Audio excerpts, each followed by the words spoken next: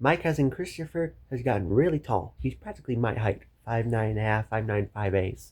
So what I wanted to do is I wanted to go ahead and give myself a 2025 to 2027 prediction on how tall I think he's going to be, or even late 2026. So let's get straight into it.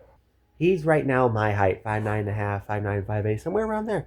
So at least a little bit taller or shorter though, but we're practically the same height. And in shoes, he's probably my height, like 5'10.5". So anyway, in the morning he'll be like 5'10", 5'11", very far. But I digress. In an old video of his, he said when he was still doing YouTube, he would be 6'2", and that is taller than his dad, and he's 6'1".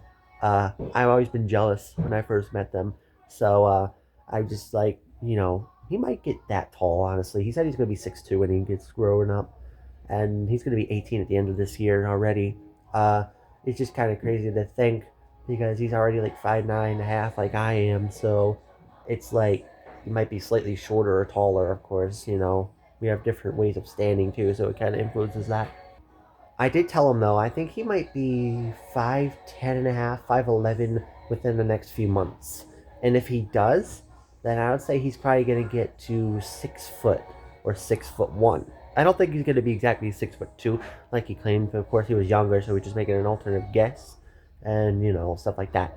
Making an ultimate guess, and just trying to think like, oh my gosh, what's the most likelihood? He may be 6'2" at the absolute max. I'll give him, but honestly, I would say he's probably going to be 5'11" to, or 5'10.5" to 6'1".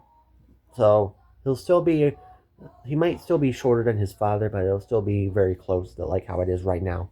So that's just what I think on Chris the Beast 17 2025 2026 predictions.